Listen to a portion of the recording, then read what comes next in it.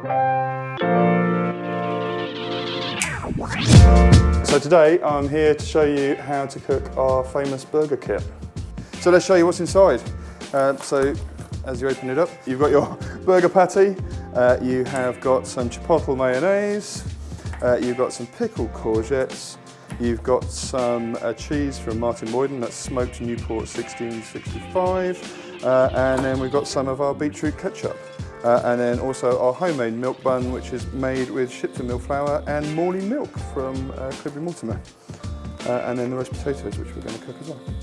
Right, so rolling in, first thing we always do when we're cooking a meal is work out what's going to take the longest. And in this instance, it's going to be crisping up the roast potatoes again. So really simple, they're all seasoned with garlic and some thyme and some rosemary. So all we're going to do is get a bit of baking parchment and then we're just going to empty those in there. And they're going to pop in the oven. Cool. Okay, so we've got our beef patties out. 3 minutes in, it's time to put those onto the pan. And we're just going to season the bottom of that one. So I'm not putting any oil on there. It's a non-stick pan. And this burger's got about a 20% meat fat content, and that's going to come out and stop it from sticking and keeping it moist. But if you didn't have a non-stick pan at home, I would put a little bit of oil on my burger patty and just rub that in. I wouldn't oil the pan because it will sweat again and it just won't come out the way you want it. And I'm just going to pick these two patties up and they're going to go in and sizzle nice. Putting them the seasoned side down, because now that I've done that, I can get the seasoning back and I can season them while they're in the pan on the other side. I'm going to flip those a tiny bit early because this is an extraordinarily hot pan.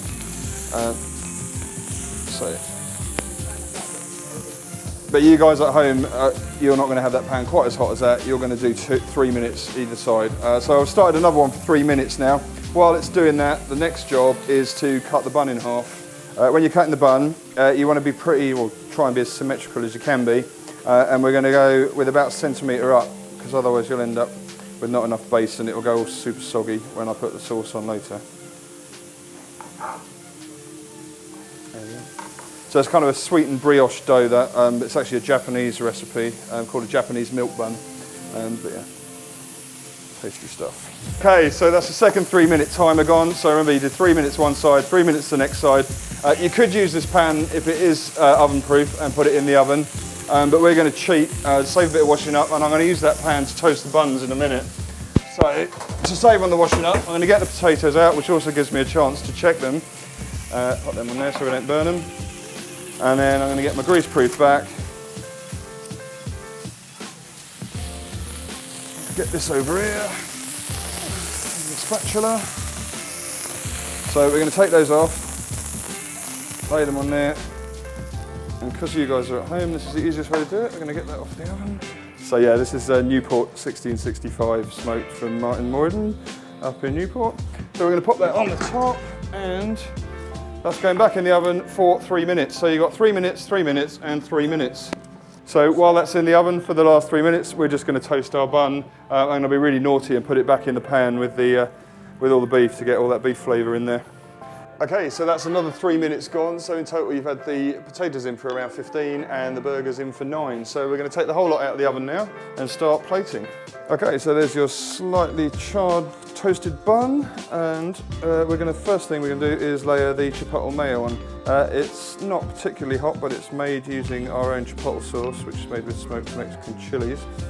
If it's too much for you and you don't fancy it, you can also use the tomato sauce, which will also come in the meal kit with you.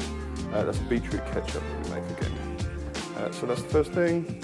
Next thing to do is the pickled courgettes. Again, if you're averse to pickles, you can leave these out. We think it would be a waste, but we understand if you don't. Arrange those so they're just dripping over the edge to make the burger look prettier.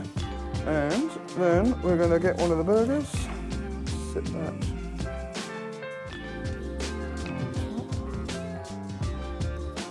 and because we're being naughty and making a double today, you guys are going to have singles, but stick that one over the top as well. And then find a little dab, we can put a bit more of the chipotle onto the top, a little bit more of the chipotle on the top of the bun, and stick that on. That's the burger done. And then it's just a case of getting the potatoes. I'm going to use my chef's hands. I don't advise you guys do this, because they are hot. At home, use a spoon or something sensible. And then again, if you fancy the beetroot, let's go beetroot ketchup on here for something different. Use the back of that spoon and just drip that over the top there. There we go. CSONS double burger, roast potatoes, beetroot ketchup. Simple but delicious. Enjoy it.